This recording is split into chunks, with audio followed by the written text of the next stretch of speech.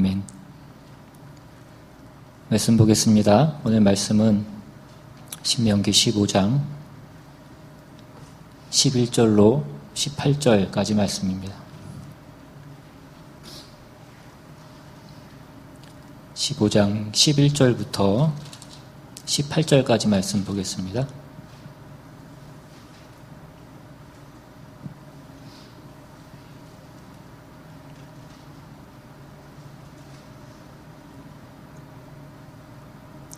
제가 봉독하겠습니다. 땅에는 언제든지 가난한 자가 그치지 아니하겠으므로 내가 내게 명령하여 이르노니 너는 반드시 내 땅 안에 내 형제 중 곤란한 자와 궁핍한 자에게 내 손을 펼지니라. 내 동족 히브리 남자나 히브리 여자가 내게 팔렸다 하자. 만일 6해 동안 너를 섬겼거든 7째 해에 너는 그를 놓아 자유롭게 할 것이요. 그를 놓아 자유롭게 할 때에는 빈손으로 가게 하지 말고 내 양무리 중에서와 타작마당에서와 포도주 틀에서 그에게 후히 줄지니 곧 내 하나님 여호와께서 내게 복을 주신 대로 그에게 줄지니라. 너는 애굽 땅에서 종되었던 것과 내 하나님 여호와께서 너를 속량하셨음을 기억하라. 그것으로 말미암아 내가 오늘 이같이 내게 명령하노라. 종이 만일 너와 내 집을 사랑함으로 너와 동거하기를 좋게 여겨 내게 향하여 내가 주인을 떠나지 아니하겠노라 하거든 송곳을 가져다가 그의 귀를 문에 대고 뚫으라. 그리하면 그가 영구히 내 종이 되리라. 내 요종에게도 그같이 할지니라. 그가 6해 동안에 품꾼의 삭새 배나 받을 만큼 너를 섬겼은즉 너는 그를 놓아 자유하게 하기를 어렵게 여기지 말라. 그리하면 내 하나님 여호와께서 내 범사에 내게 복을 주시리라. 아멘. 사람마다 보면 뭔가를 배우는데 좀 더디 배우는 것들이 있습니다. 여러분들은 어떤 것을 배우는 것이 가장 힘들고 가장 늦은 그런 것들이 있습니까? 학교 다닐 때 생각해 보니까 수학이 그렇게 어려웠던 것 같습니다. 그래서 수학을 배우는 게 힘들었던 그런 기억들이 있는데 우리가 신앙의 영역에서도 배우고 익히는 것이 힘든 것들이 있는 것 같습니다. 어떤 사람은 기도를 하는 것이 힘든 사람도 있고 어떤 사람은 헌금을 하는 것이 힘든 사람도 있고 또 어떤 사람은 이 공동체 안에서 교제하며 그 공동체적인 삶을 사는 것이 힘든 사람들도 있습니다. 그래서 예수 믿은 지 10년, 20년이 됐다라고 그렇게 얘기는 하지만 그 많은 시간이 됐음에도 불구하고 기도도 할 줄 모르고 또 헌금을 할 줄 모르기도 하고 또 이 공동체 안에서 누군가와 관계를 맺으며 교제를 하면서 그 공동체적인 삶을 살아나가는 것에 어려움을 겪는 사람들도 있습니다. 근데 그런 것들과 함께 대부분의 성도들이 잘 배우지 못하는 더디하는 것들이 있는데 그것이 무엇이냐면 바로 긍휼이라는 것입니다. 이 긍휼이라는 말은 성경에서 다른 말로는 자비라고 그렇게 번역을 해놓기도 합니다. 이 긍휼이라는 말의 신학적인 어떤 정의는 이것은 하나님의 속성으로서 죄인된 우리 인간을 불쌍히 여기셔서 도와주시거나 구제해 주시는 것을 얘기합니다. 하나님은 우리가 그 긍휼을 배우기를 원하십니다. 우리가 그 긍휼을 그냥 하나님으로부터 받아 누리는 것만이 아니라 우리가 그 긍휼을 배워서 이제는 우리가 다른 사람들에게 그 긍휼을 베풀 수 있기를 원하신다라는 것입니다. 오늘 본문은 지난주에 이어서 면제년에 관한 그 내용입니다. 면제년이 되면 그동안 있었던 모든 그 빚을 다 탕감해 주라는 그 말씀에 이어서 오늘 말씀에서는 그 빚으로 인하여서 종이 된 자들도 다시 자유인으로 놓아주라라고 그렇게 말씀을 합니다. 한번 어떤 어려운 상황을 겪게 돼서 빚을 지게 되고 그 상황에서 헤어나오지 못해서 그 빚이 또 빚을 만들고 그렇게 해서 도저히 벗어날 수 없는 어떤 상황이 되면 그 빚을 진 자나 그 가족이 그 채권자의 종으로 그렇게 팔려가는 일들이 있었습니다. 근데 이 일이 같은 히브리 동족 안에서도 결국은 이러한 일들이 일어나게 됩니다. 그래서 우리가 지난 시간에도 본 바와 같이 그렇게 되면 그 면제년이 됐을 때에 그 면제년의 규례에 의해서 종으로 팔렸던 자는 그 팔린 해로부터 6년 동안 그 주인을 섬기고 봉사했으면 7년째 되는 해에는 다시 자유인으로 놓아주라라고 그렇게 명령하고 있는 것입니다. 이것은 어떤 단순히 그 종에 대한 어떤 규칙, 어떤 그 법칙을 얘기하는 것이 아니라 우리가 살아가면서 어떤 궁핍함으로 인하여 생기는 어떤 그 다양한 모습에서 나오는 어떤 필요를 가진 자가 어떻게 채워줘야 하는가에 대한 그 말씀을 하고 있는 것입니다. 단순히 어떤 채무나 채권의 문제가 아니라 거기에 대한 어떤 법적인 규칙을 얘기하고 있는 것이 아니라 너희가 그러한 필요를 보게 되었을 때에 그 안식년을 지키는 그 정신으로 그 마음으로 그것을 대하라 라는 그 말씀을 하고 있는 것입니다.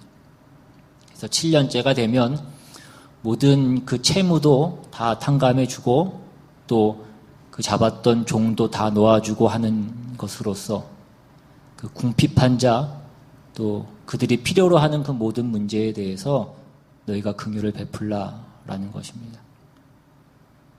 이러한 것이 왜 필요하냐면 오늘 본문 그 첫 번째 부분인 11절 서두에도 나와 있는 바와 같이 땅에는 언제든지 가난한 자가 그치지 않기 때문인 것입니다.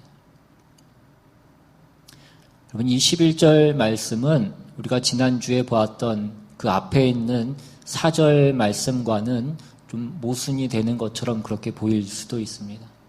이 앞에 4절에서는 뭐라고 말씀했냐면 네가 만일 내 하나님 여호와의 말씀만 듣고 내가 오늘 내게 내리는 그 명령을 다 지켜 행하면 내 하나님 여호와께서 내게 기업으로 주신 땅에서 내가 반드시 복을 받으리니 너희 중에 가난한 자가 없으리라 라고 말씀합니다.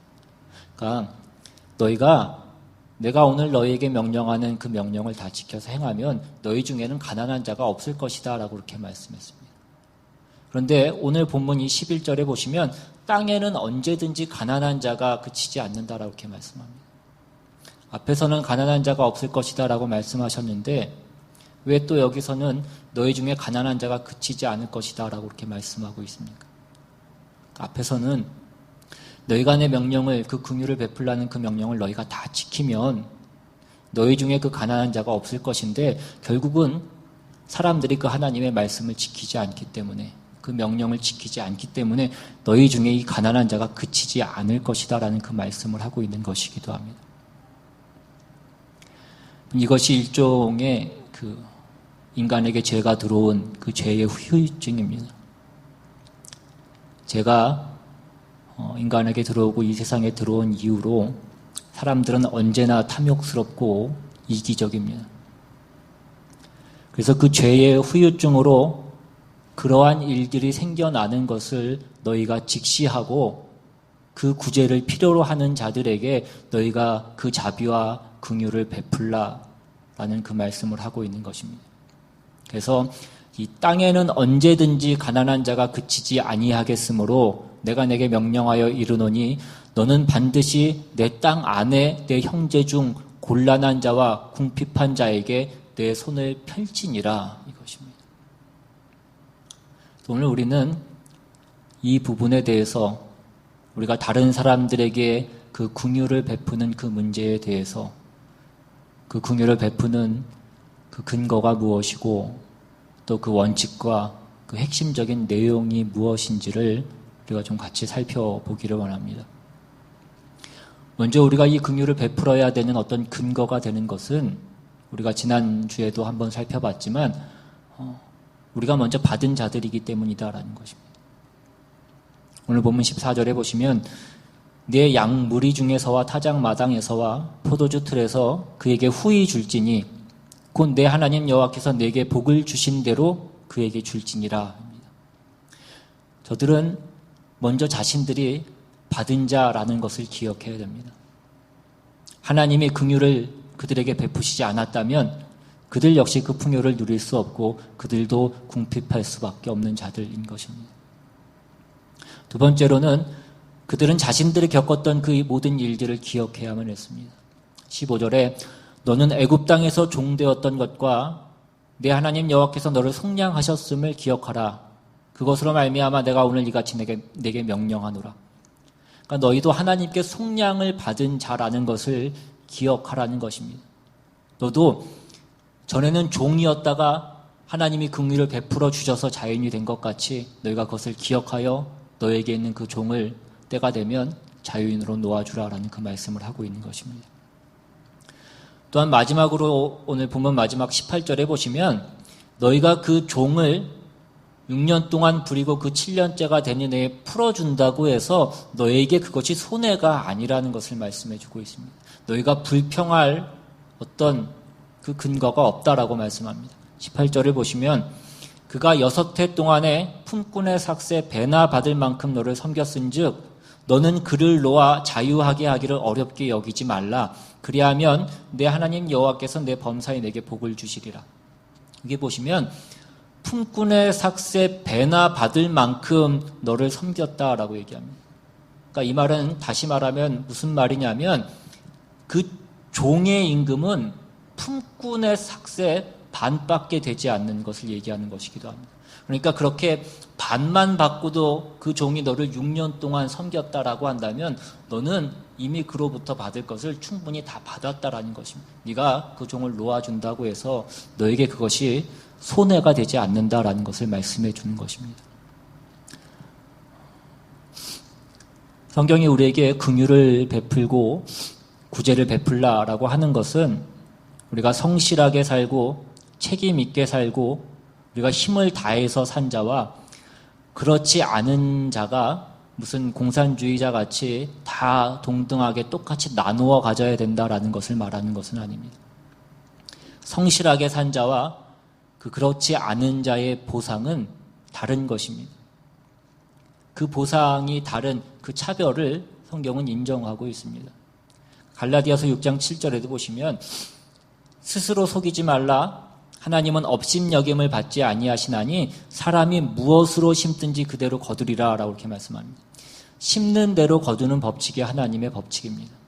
공부 열심히 해야 성적이 잘 나오고 좋은 대학에 가는 것이고 운동 열심히 해야 건강하게 되어 있습니다. 과로하고 스트레스 받으면 아프게 되어 있고 많이 먹으면 찌게 되어 있습니다. 그것은 믿는 자나 믿지 않는 자나 동일한 것입니다. 이 자연의 법칙이라는 것도 하나님의 법칙이라는 것입니다. 저도 아프면 약 먹고 배 아프면 활명수 먹고 머리 아프면 애드빌 먹고 그렇습니다. 아프다고 무슨 성경책 뜯어먹고 그러지는 않는다라는 거죠.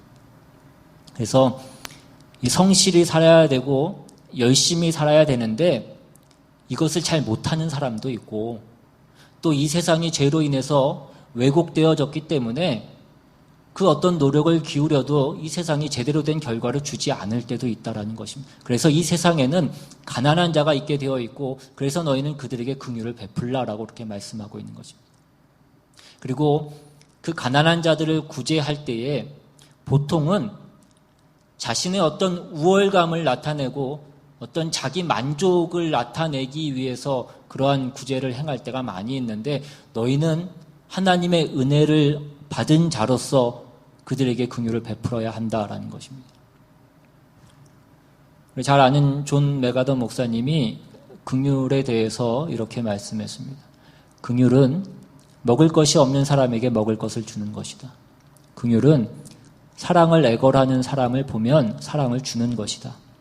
긍휼은 외로운 사람을 보면 그의 친구가 되어주는 것이다.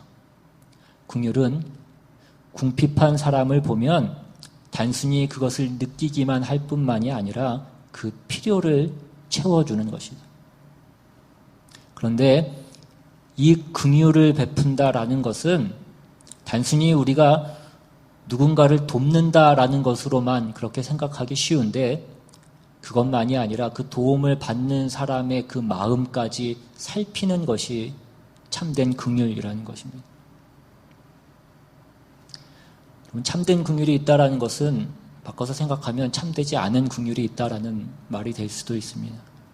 참되지 못하다라는 것은 거짓된 것이라기보다는 어떤 잘못된 방법으로 행하는 어떤 긍휼이라고 그렇게 말할 수도 있을 것입니다.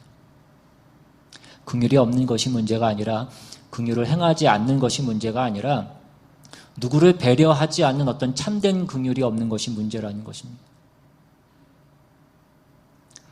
어느 부대에 이등병이 추운 겨울에 빨래를 하고 있었습니다.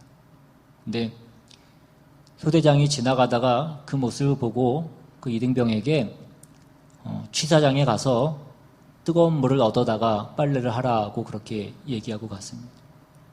그래서 그 말을 들은 이등병이 취사장에 뜨거운 물을 얻으러 갔더니 군대를 갔다 오신 분들은 아시겠지만 이등병이 뜨거운 물로 빨래를 한다는 것은 있을 수 없는 일입니다. 그러니까 괜히 얘기했다가 군기가 빠졌다고 욕만 뱉어지게 먹고 그리고 그냥 돌아왔습니다.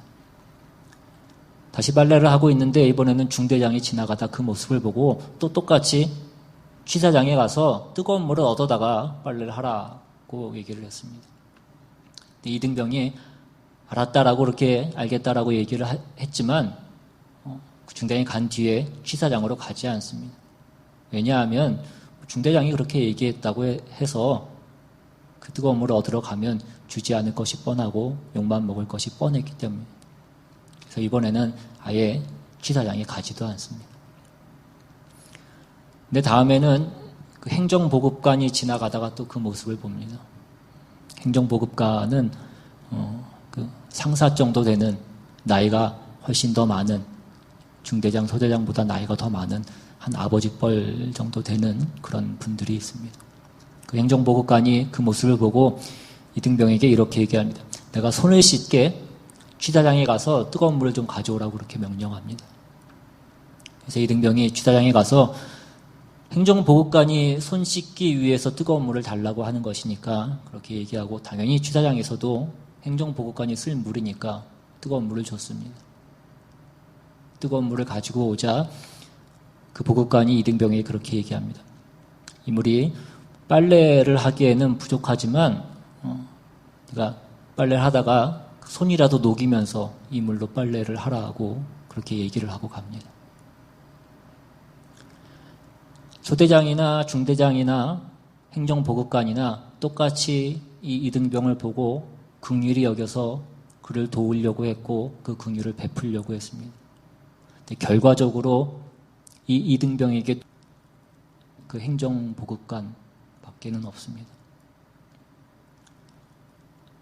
우리가 긍휼을 베푼다라는 것을 단순하게 생각하면 우리는 그저 우리가 마땅히 해야 되고 할 수 있는 일이 무엇인가를 따지게 되고 그렇게 되면 우리가 일 중심적으로 생각하게 되어 있습니다. 그런데 그렇게 되면 이러한 긍휼은 우리에게 어떤 의무적이 될 수도 있고 어떤 이것이 자기 보상의 심리에서 나올 수 있게 된다라는 것입니다. 중요한 것은 우리가 마땅히 해야 될 어떤 그 일이 아니라 그것을 우리가 어떻게 배려하는 그 마음을 가지고 배려하는 방식으로 그것을 행할 수 있느냐라는 것입니다. 사람은 고통의 순간이 오면 스스로 고립되어지게 되어 있습니다. 고통이 잘 설명되지 않을 때에 고통보다 더 무서운 것은 버려짐이라고 그렇게 얘기합니다. 아무도 내 고통을 알아주지 않는 것 같고 그래서 세상도 날 버린 것 같고 때로는 하나님마저도 나를 버린 것 같이 그렇게 느껴질 때가 있는 것입니다. 그래서 헨리 나우에는 그 두려움에서 사랑으로라는 그 책에서 우리는 이 고통의 문제를 긍휼의 시각을 가지고 풀어야 된다라고 그렇게 얘기했습니다. 우리가 잘 아는 그 훌륭한 영성가였던 헨리 나우엔도 한때 어떤 극심한 정신적, 육체적 그 고통의 시간들을 지났을 때가 있습니다. 그러니까 그 시기에 그 데이브레이크라는 그 공동체에 들어가게 되는데 그곳에는 중증 장애인들이 있는 곳이었습니다. 그곳에서 그가 그들을 섬기면서 그들과 함께 생활을 하게 되다가 그들이 겪는 어떤 그 육체적 정신적 고통을 보면서 그가 그 자신의 고통으로부터 치유함을 얻게 됩니다. 자신이 겪는 고통이 자신만의 문제가 아니더라는 것입니다. 이 세상에는 자신보다 더 큰 고통을 당하는 수많은 사람들이 있다라는 것을 그가 깨닫게 된 것입니다. 여러분, 고통이라고 하는 것은 우리를 자꾸 고립으로 끌고 갈 때가 많이 있습니다. 그런데 모든 사람이 모두 그 고통을 겪는다라는 사실을 우리가 깨닫는 순간 우리가 고통으로 함몰되어 있던 우리의 삶 밖으로 나올 수 있게 된다라고 얘기합니다. 고립이 아니라 우리가 서로 연대되어 있다라는 것을 깨닫는 순간에 우리가 고통에서부터 그 고통 속으로 밀어내은 그 어두움의 세력과 싸울 수 있는 그 용기를 얻게 된다라는 것입니다. 긍휼이란 이 세상에서 고통을 당하는 모든 사람과 우리가 연결되어 있음을 깨닫는 것입니다. 긍휼은 함께 고통을 당하는 것이라고 이렇게 얘기합니다. 긍휼이라는 그 영어 단어 compassion은 그 함께라는 의미를 가진 come과 그 고통을 뜻하는 passion이 함께 합쳐져서 만들어진 그런 단어입니다. 함께 그 고통을 당하는 것입니다. 자기가 아닌 타인의 고통을 함께 아파하는 능력이 긍휼이라는 것입니다. 다른 사람과 함께 아파하는 것입니다. 우리의 인생이 흔들릴 때 우리에게는 누군가의 긍휼이 필요합니다. 그 아픈 것을 지적하기보다 우리가 그것을 지적받는 것이 필요한 것이 아니라 누군가 나와 함께 해주고 조용히 그 아픔을 알아주는 것이 필요하다는 것입니다. 그리고 또한 우리가 그 긍휼에 있어서 잊지 말아야 될 것은 아무리 도와줘도 끝이 없더라라는 그 생각을 우리가 갖지 말아야 됩니다. 우리가 신약으로 가보시면 그리스도인의 삶에서 이 긍휼이라는 것이 나타나야 될 것으로 우선 용서를 얘기하고 있는 것을 우리가 보게 됩니다.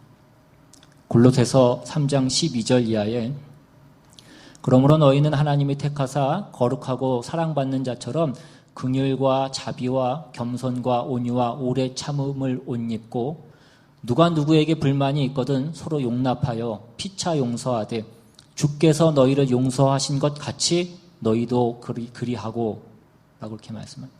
그러니까 긍휼과 자비를 권면하시면서 그 구체적인 행위로 명령하고 있는 것이 용서라는 것입니다. 하나님께서 예수 그리스도 안에서 우리를 용서하셨고 이것이 바로 하나님의 긍휼입니다. 그렇기 때문에 우리도 서로 용서해야 된다라 이것이 우리의 긍휼입니다. 그런데 마태복음에 보시면 베드로가 예수님께 묻습니다. 주님, 내 형제가 내게 잘못하면 내가 몇 번이나 용서해야 되겠습니까? 내가 7번까지 용서하면 되겠습니까?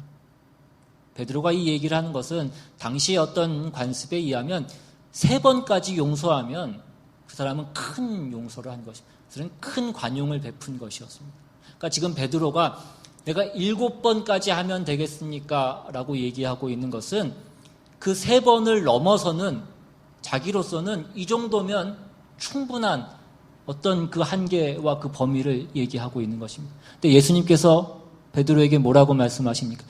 7번뿐 아니라 7번씩 70번이라도 네가 용서해야 된다라고 말합니다. 무한정 그 긍휼과 그 용서를 베풀어야 된다라는 것입니다. 우리가 누군가를 돕고 긍휼을 베푸는 것은 우리의 평생의 책임으로 우리가 생각해야 됩니다. 우리가 매일 아침에 양치하고 우리가 매일 세수하는 것처럼 우리가 매 주일 우리가 한 주에 한 번씩 우리의 손톱을 깎는 것처럼 그것이 우리의 평생에 걸친 우리의 책임으로 알아야 된다는 것입니다. 왜 이놈의 손톱은 맨날 자라가지고 맨날 귀찮게 내가 또 깎아야 되는가? 그렇게 생각하지 말라는 것입니다. 여러분 주위에 여러분들이 긍휼을 베풀어야 할 사람들을 여러분들이 책임지셔야 된다는 것입니다.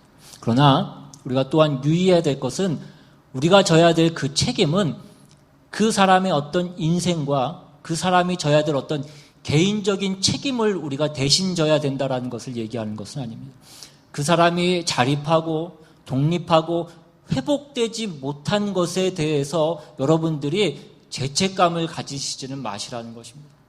그러나 동시에 그 도와줘야 되는 것이 끝없이 있어야 되는 것에 대해서도 여러분이 불평하지 말라라는 것입니다. 지난번에도 말씀드렸지만 여러분들이 누군가를 도울 수 있는 어떤 그 자리와 그 위치에 있다라고 한다면 그것은 이미 여러분이 복을 받은 것입니다. 나는 너 놀 때 안 놀고 내가 모으고 저축하고 아껴서 내가 지금 나는 이것을 가진 것이고 나는 내가 안 쓰고 저축할 때 내가 안 놀 때 너는 놀았고 썼으니까 너는 지금 어려운 것이니까 난 너를 도와줄 수 없. 그렇게 생각하지 말라는 것입니다. 도울 수 있는 사람이 그 내일을 위해서 저축하고 갖고 있었던 사람이 그런 생각과 그런 책임과 그런 성실함을 갖고 있는 것이 이미 복을 받은 것이다 이것입니다. 여러분이 그런 생각과 절제와 그런 책임감을 가질 수 있다면 여러분은 괜찮은 사람인 것이고 괜찮은 삶을 살고 계신 것입니다. 그렇게 된 것을 감사하게 생각하고 사시고 그것이 이미 보상을 받은 것으로 생각하시라는 것입니다. 그렇게 모아서 갖고 있는 것이 우리의 보상이 아니라 그렇게 여러분이 애쓰고 절제하고 노력해서 소유한 것을 남과 나누는 것이 여러분의 보상이고 여러분은 이미 그러면 두 몫을 살고 계신 것이다 라는 것입니다. 여러분이 하고 싶은 거 다 하고 사는 것보다 그것이 훨씬 더 큰 것이라는 것입니다. 성경의 가르침은 주는 자가 받는 자보다 낫다라고 그렇게 말씀합니다. 줄 수 있는 것은 단순히 돈의 문제만은 아닌 것입니다. 이미 그 사람의 성품과 성격과 어떤 그 사는 원칙에 있어서 그 세상과는 전혀 다른 관점과 다른 내용을 갖고 있는 것을 얘기하는 것입니다. 우리가 그냥 세상과 마찬가지로 그 약육강식의 세상 속에서 그 생존의 법칙 안에서 자기만을 생각하면서 산다라고 한다면 우리는 절대로 남을 도와주면서 살아갈 수 없습니다.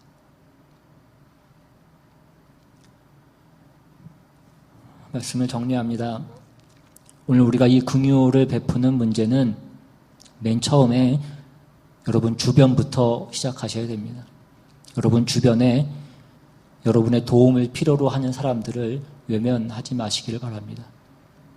그 긍휼을 베풀어야 하는 것이 끝이 없는 것임에 지치지 마시고 여러분의 노력에도 불구하고 달라진 것이 없다라고 낙심하지 마십시오. 여러분이 그 사람의 인생을 책임지는 것은 아닙니다. 우리가 그 사람이 져야 될 책임을 대신 지는 것은 아니라는 것입니다. 아까도 말씀드린 대로 우리는 그 사람에게 그 손 녹일 그 따뜻한 물을 떠다 주는 것이지 그 사람의 빨래를 대신 해줘야 되는 것은 아니라는 것입니다. 여러분이 그 사람을 도우면 그 사람이 살고 돕지 않으면 그 사람이 죽고 그렇게 되어 있지 않습니다. 하나님이 그 사람의 인생과 그 사람의 운명을 그렇게 책임지고 있지 않습니다. 그것은 우리가 책임지는 것이 아니고 하나님이 책임지시는 것입니다. 그러나 그 일에 여러분이 하나님의 손길로서 쓰임을 받을 수 있다면 그것은 여러분이 누릴 수 있는 최고의 특권이고 복이라는 것입니다. 그것을 잊지 말라는 것입니다. 그래서 여러분이 아셔야 될 것은 오늘 본문에 나와 있는 것처럼 땅에는 언제든지 가난한 자가 그치지 아니하겠으므로 내가 내게 명령하여 이르노니 너는 반드시 내 땅 안에 내 형제 중 곤란한 자와 궁핍한 자에게 내 손을 펼지니라 이것입니다. 어디 먼데 어디 모르는 데까지 가야 될 필요가 있는 것이 아니라 여러분의 이웃과 여러분이 아는 그 범위 안에서 내가 있는 그 자리에서 내 주변과 내 이웃에게 여러분이 구제하는 자로 하나님의 은혜를 받은 자로서 나누는 자로 여러분이 사셔야 됩니다. 하나님이 여러분의 존재와 여러분의 손길을 통하여서 하나님의 그 은혜와 긍휼을 펼칠 수 있는 하나님의 사람으로 여러분이 사셔야 된다는 것입니다. 여러분을 통하여서 하나님이 마음껏 그 하나님의 일을 행하시고 열매 맺고 행해지도록 여러분의 삶을 어떤 큰 명분과 어떤 큰 사건에만 집중하지 마시고 매일매일 여러분의 그 평범한 일상 가운데에서 여러분이 있는 그 자리에서 여러분의 반응과 여러분의 행동과 여러분의 결정을 신자답게 하나님의 자녀답게 나타내실 수 있는 저와 여러분 다 되시기를 주님의 이름으로 축원합니다. 우리 시간 같이 한번 찬양하고 받은 말씀 생각하면서 한번 기도하기 원합니다.